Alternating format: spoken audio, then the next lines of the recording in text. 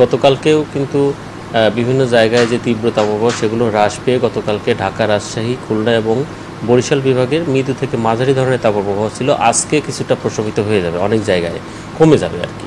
কালকে থেকে হয়তো বা রাজশাহী বিভাগের দুই এক জায়গায় কোথাও অথবা খুলনা বিভাগের দুই এক জায়গায় মৃদু তাপপ্রবাহ থাকতে পারে। এছাড়া সারা দেশেই কিন্তু এখন যে তাপপ্রবাহ আছে সেগুলো আর থাকার সম্ভাবনা নেই। এবং আগামীকাল থেকে সারা দেশেই বিচ্ছিন্নভাবে কিন্তু বিভিন্ন জায়গায় বৃষ্টিপাত হবে এবং বজ্রঝড় হওয়ার সম্ভাবনা রয়েছে এবং বজ্রপাতেরও সম্ভাবনা রয়েছে।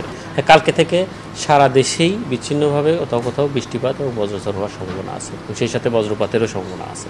আগামীকালকে থেকে আগামী এক সপ্তাহ জুড়েই কিন্তু বিভিন্ন জায়গায় বিচ্ছিন্নভাবে। তবে এই সময় একটা বিষয় লক্ষণীয় যে আমাদের এখনকার যে সময়, বিশেষ করে কালবৈশাখীর সময় কিন্তু যে বৃষ্টিপাতগুলো হয় সেটা কিন্তু খুব লং টার্মে হয় না।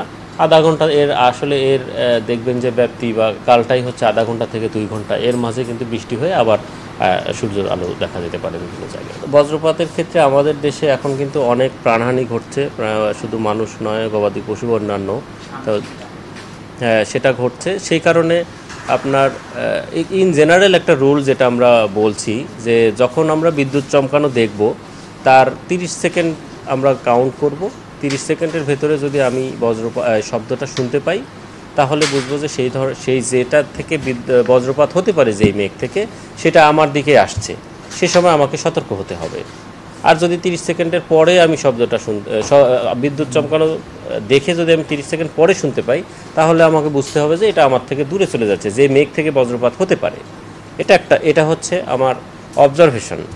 আর যদি সেই ধরনের পরিস্থিতিতে আমি থাকি যে দেখছি যে আমি 30 সেকেন্ডের ভেতরে আমি শুনতে পেয়েছি আমার দিকে আসছে, তখন আমাকে কী সতর্কতা অবলম্বন করতে হবে?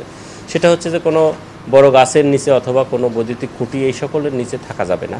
শুধুমাত্র বৃদ্ধাঙ্গুলির উপরে ভর করে, যাতে আমার ল্যান্ড সারফেস যেটা থাকে সেইটা যেন বেশি ম্যাক্সিমাম না হয়, যত মিনিমাইজ করা যায়, শুধু বৃদ্ধাঙ্গুলির উপর ভর করে আমাকে বসে পড়তে হবে। যদি সারফেস এরিয়া বেশি হয় তাহলে আপনার বিদ্যুৎটা আপনি খুব সহজেই আপনার সেটাকে আর্থিং হয়ে যাবে, যার কারণে আমি ক্ষতিগ্রস্ত হবে। ইন জেনারেলি যদি আমি দেখি যে এই ধরনের মেঘ সৃষ্টি হয়েছে, তারপরে আমি যে নিয়মটার কথা বললাম সেগুলো দেখে আমি যথাসম্ভব আমাকে ঘরের ভেতরে বা নিরাপদ কোনো আশ্রয়, গাড়িতে থাকলে গাড়ির ভেতরে, সেভাবে সে সকল জায়গায় আমাকে থাকতে হবে। আর তারপরে যদি বিদ্যুৎ চমকানো দেখার পরে আমি যদি দেখি 30 সেকেন্ডে অধিক হয়ে গেছে, তার মানে ওটা আমার কাছ থেকে দূরে সরে যাচ্ছে, তখন আমি হয়তো বা আরও নিরাপদ স্থানে বা অন্য জায়গায় চলাচল করতে পারি। এটা আজকে কন্টিনিউ করার সম্ভাবনা নেই, কেননা আমরা যে গতকালকে পর্যন্ত যে তাপপ্রবাহ ছিল সেটা আজকে আরও কিছু জায়গায় আরও কমে যাবে, প্রশমিত হয়ে যাবে। তারপরে আগামীকালকে আমরা আশা করছি যে তাপপ্রবাহ হয়তো বা পুরোপুরি প্রশমিত হয়ে যেতে পারে, তবে খুলনা এবং রাজশাহী বিভাগের 2-1 জায়গা হয়তো মৃদু থাকতে পারে।